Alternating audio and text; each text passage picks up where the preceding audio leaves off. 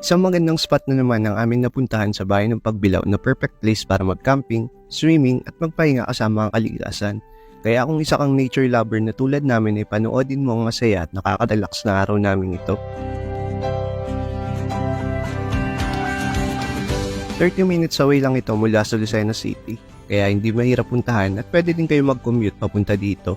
Basta sumakay lang kayo ng jeep na biyaheng pulo sa palengke ng Pagbilao at pwede din kung may sasakyan o motor kayo dahil nasa tabing kalsada lang ito. Welcome to Lachera Naturescape ng Barangay Kanlurang Malikboy, Pagbilao, Quezon. Pagpasok pa lang ay may malawak na agad silang parking area at nandito lang din sa unahan ng kanilang restaurant na nagsaserve ng masasarap na pagkain. Hindi muna kami magkakamp sa episode na ito pero sa susunod ay babalikan namin ito para mag-camping. Dito nga pala kami nagstay sa kanilang Tala Tree House na may 3 floor na may magandang spot na tambahin sa baba. At nasa 2nd floor naman ang kanilang malawak na air-conditioned room na may sariling CR at may TV na din. Pagpasok namin sa kwarto ay maliwalas dahil natatanaw mo sa labas ang mga berteng kulay ng paligid. Paalala nga pala na medyo mahina ang signal dito pero may free wifi naman sila sa may restaurant kung kailangan nyo ng internet connection.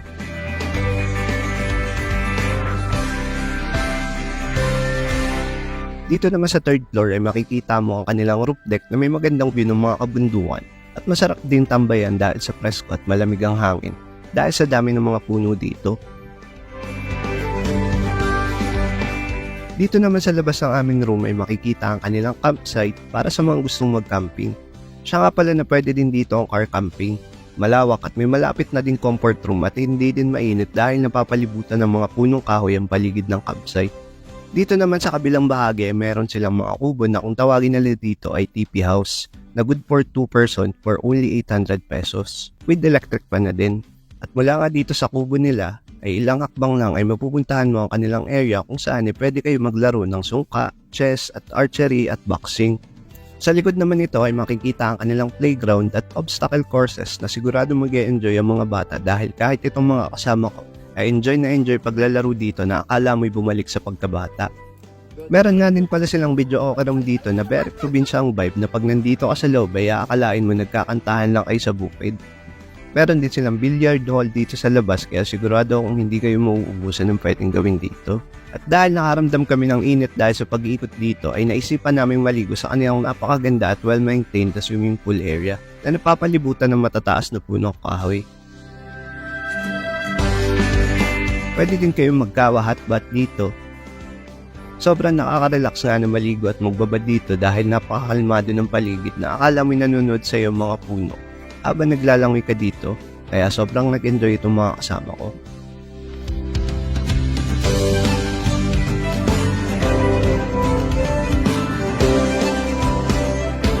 Meron na ding mga kubo sa paligid ng pool na pwede niyong tambayan at paglagyan ng inyong mga baon at gamit. Maya-maya pa ay nagpahinga lang kami ng konti at ninamnam ang kapayapaan ng lugar. At bago ko pa malimutan na meron nga din pala silang reception hall dito na pwede nyong pagdausan ng kahit ang special event ay pwede dito.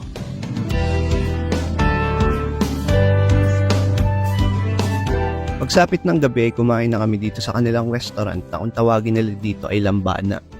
Maganda ang ambience dito sa loob at komportable kayong makakain dito. Maya-maya pa isinerve na nila ang aming pagkain na pwede nyo ding orderin dito. Happy na naman si Maring Babe sa sarap at dami ng pagkain na inihanda nila para sa amin.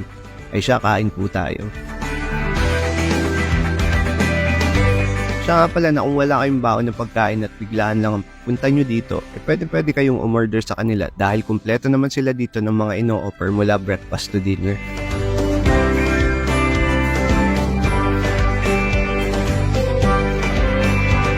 Pagkatapos namin kumain ay naisipan tumambay at magpahindag sa campsite dahil sa dami na nakain namin.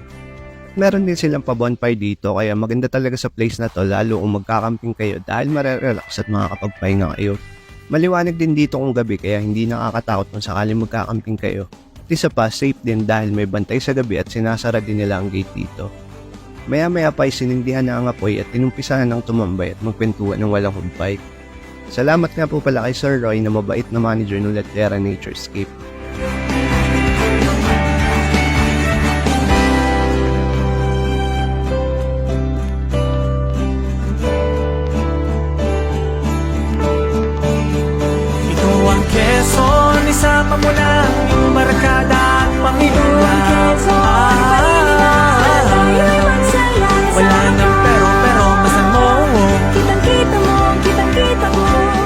Tungkol nga pala sa mga rates nila dito ay mag-message na lang kayo sa kanilang FB page at ilalagay ko na lang ang link sa ibaba. Maraming salamat po sa buong La Chera Naturescape pati na din sa mababait naming kaibigan na si Dante at Ate Bebs. Hanggang dito na lang muna at kita-kits ulit tayo sa susunod naming masayang araw. Paalam!